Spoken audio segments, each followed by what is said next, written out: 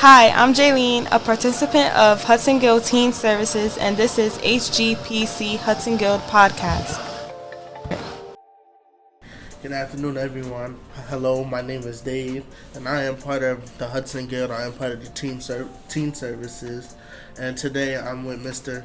Richard Krieger. Krieger. Nice to meet you, Mr. Rick Nice Krieger. to meet you. Thank you for taking the time out of your day to be here. Thank you for inviting me. Hey, I wanted to start off with a question. Do you think you will have any other like exhibitions? Sorry about that. Exhibitions. Yes, I hope so. All right. I actively work on getting this work out into the public's view. Mm-hmm. Another question: how long did it take to complete this art right here? There are figures here that were started in 1985. All right. And there's a whole group. It runs a chronology of the early ones, middle, and then the ones that are done in the last couple of years. Okay. I also wanted to know how much did it cost to complete this? Oh, it's very inexpensive. All right. The material is not that expensive, but if you add them all up, there's probably a significant number there. Okay. So out of all these pieces, which one do you think is your favorite? My favorite? Yes. Well, I happen to really like this one over here. This one? That's one of my women All figures, and it was really a surprise when I created that. Okay. What was the best piece of advice that you ever given to someone? That I have ever given to someone? Mm-hmm. Don't become an artist. Mm-hmm. Okay. This is just a random question off topic. Yeah, that's good. What was the best thing you ever eaten? Best thing I've ever eaten? That's interesting. Let's see. I would have to say a filet mignon steak. Okay, filet mignon. Yeah. That's a very good choice of steak right there. Okay. Another random question. What was the worst thing you ever eaten? Oh, gosh. Let me think. There have been a few. I think it was, what they call that? There was some kind of a pasta dish. It had some very weird things in there, like octopuses. And stuff. All right. Also, what inspired you to make all this? Like, what was your motive? My motive? Yes. Well, these things came about by total accident. One day I got some clay and I started to play with it, and that became all of these.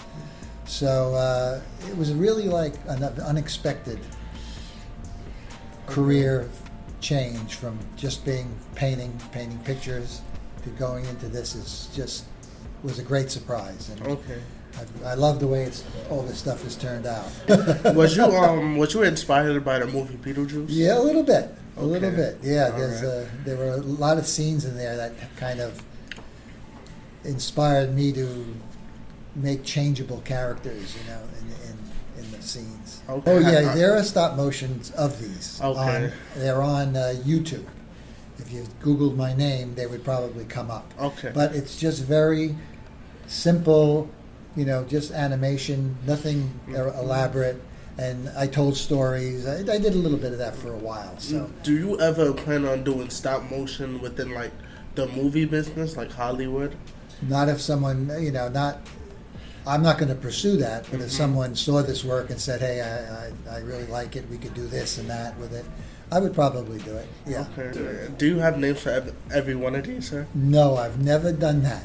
I have occupations, people like the doctor and everything like that, but they really don't have our, type of names. Okay. Or any names at all.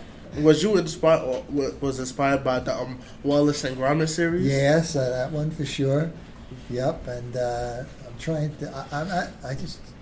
I just think I've seen a lot of animation, and a lot of that stop motion animation as being when I was a kid, and I think it all influenced me.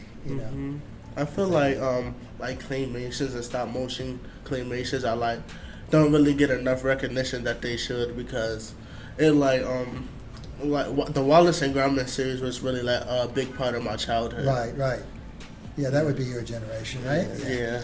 But people sometimes they don't give comics the it deserves recognition, and people have in the past 20 years bring comics into the art galleries. Yeah.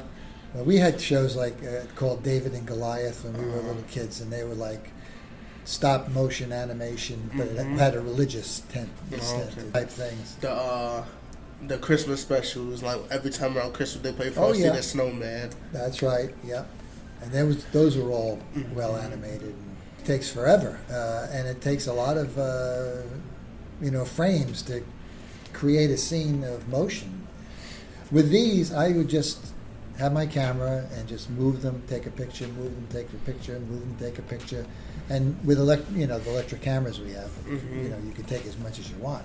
So then I would just download them into my computer, and I would go in and set the speed of motion and everything, and have them right like that. Now you couldn't do that 20 years ago, 30 years ago, but we could. Is cheerleading a sport to you? Cheerleading. Yeah, the typical thing you see at a high school football game. Is it an art? No, like a sport. A sport? I wouldn't necessarily call it a sport, but it is pretty important part of football games and baseball games and all that other stuff, yeah. Well, to me, I feel like if you would get like a scholarship for it, you might as well call it a sport. I don't know for sure, but if you could... yeah. What do you have next in plan? Well, the next in plan is I'm working on some more of this stuff. Okay. Creating these banners with the figures in them, with regular people and that type of thing. Okay. And I'm still continuing to make these. Okay. Yeah. So in about 5 to 10 years, where do you see yourself? 5 to 10 years? Yes. Let me see. I hope I'm back right here with another show. Okay. Because this is a very nice gallery. It's open to the public and everything. So it's really fun.